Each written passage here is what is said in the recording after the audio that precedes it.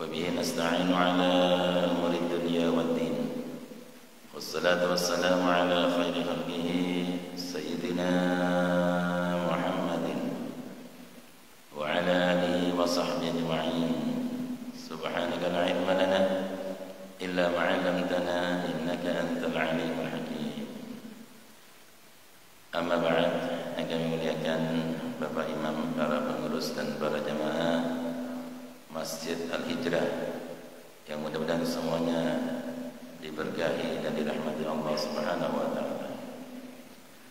Alhamdulillah, segala puji bagi Allah yang masih membangunkan kita dari tidur kita, membangkitkan kita dari mati kita yang sementara, memberikan kita taufik dan hidayah sehingga dimudahkan langkah kita menunaikan salat subuh berjamaah.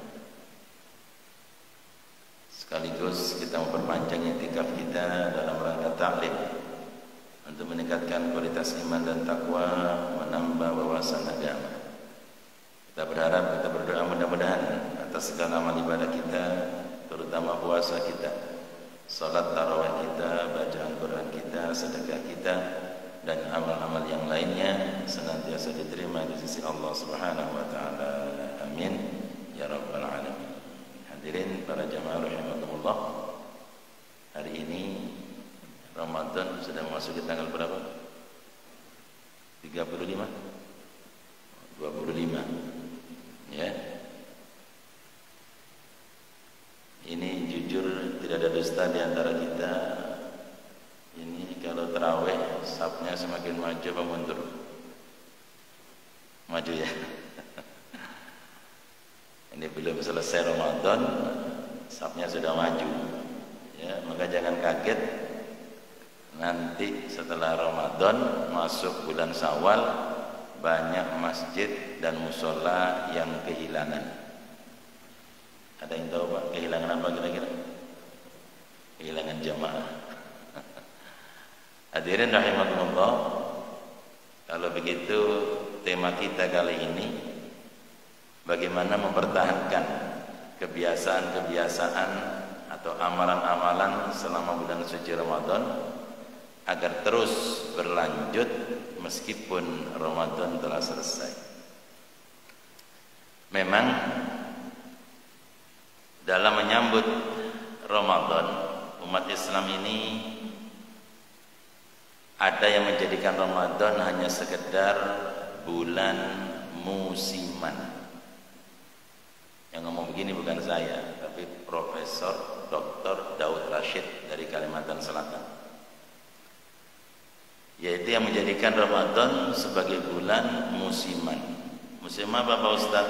Ya, musim salat berjamaah, musim baca Quran, musim sedekah. Ada jamaah itu yang tidak pulang-pulang dari masjid. Salatnya di masjid, baca Qurannya di masjid, zikirnya di masjid, bukanya di masjid, sahurnya di masjid, bahkan sampai kencingnya pun di toilet masjid. Ya. Selesai Ramadan dia lewat di samping masjid, jangankan mampir, noleh aja enggak. Kenapa? Musimnya sudah habis. Ini banyak terjadi di daerah kami Pak, di Malang, Jawa Timur. Kalau Samarinda, Kalimantan Timur, insya Allah buahnya juga Pak. Ya. Kenapa? Ya karena menjadikan Ramadan sebagai bulan musim. Ini kata beliau masih bagus, mau meramaikan Ramadan. Yang kasihan ini golongan yang kedua, yang sama sekali tidak peduli dengan Ramadan. Dia tidak tahu apa itu keistimewaan, kemuliaan, keberkahan bulan suci Ramadan. Ramadan dibiarkan lewat begitu saja seakan tidak ada arti dan makna. Bahkan yang menyedihkan, mereka hanyut dalam maksiat dan dosa. Makanya golongan ini kita dakwai, kita doakan, mudah-mudahan segera dapat hidayah dan bisa mengisi Ramadan dengan sebaik-baiknya.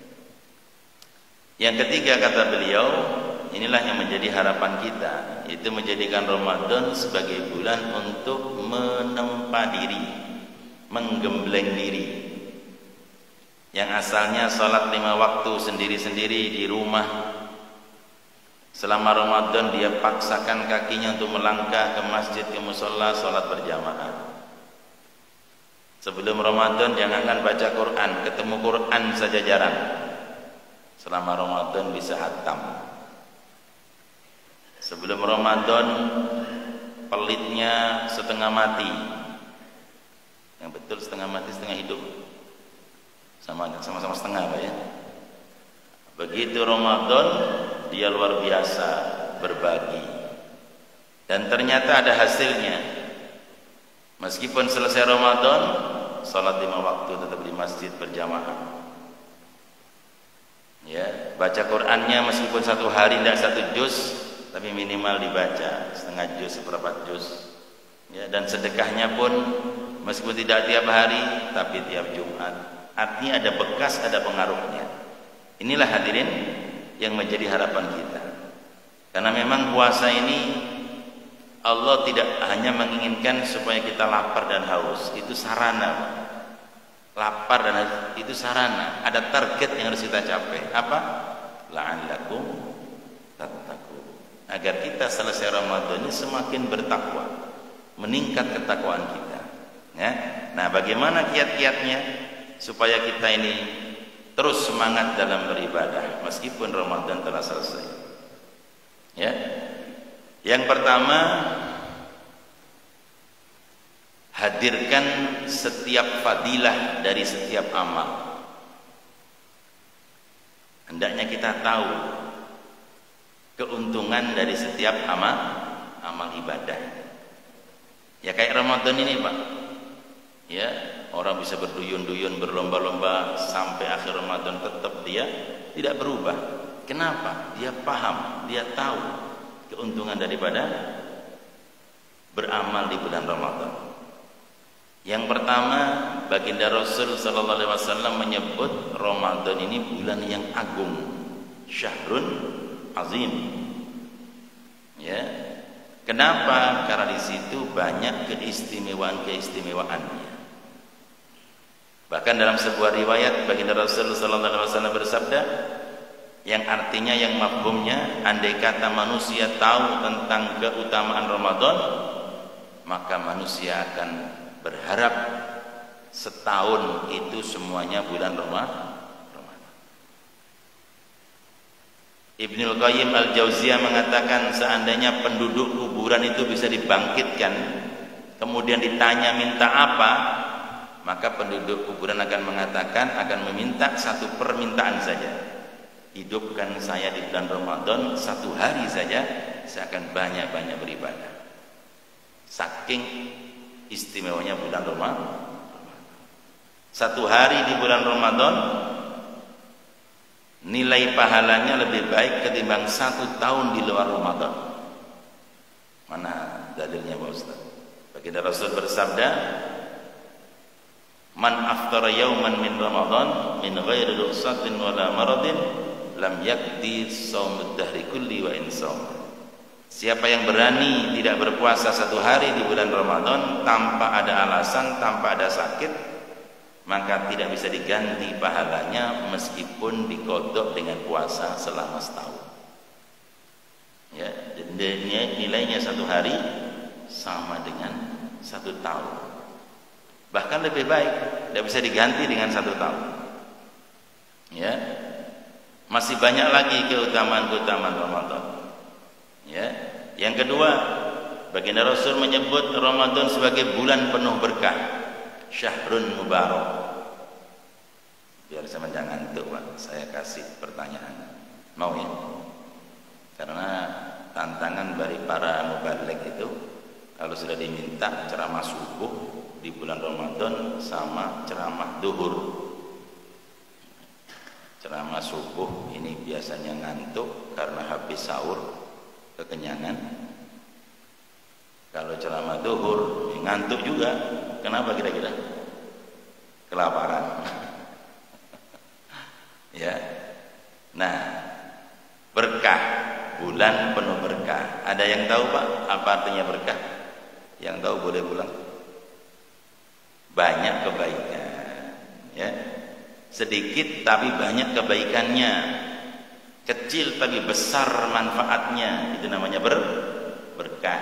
Jadi sudah saya sering sampaikan dulu, duit 10.000 itu bisa dipakai beli gula pasir 1 ton.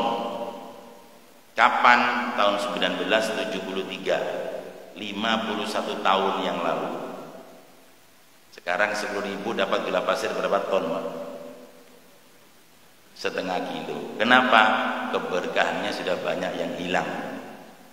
Ya, dulu satu ayah, satu ibu bisa membesarkan 8 anak-anaknya.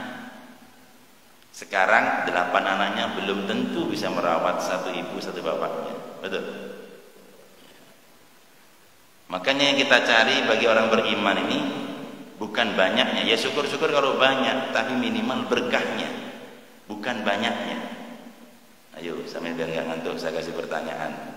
Gaji 5 juta tidak berkah, gaji 10 juta berkah. Pilih mana, Pak?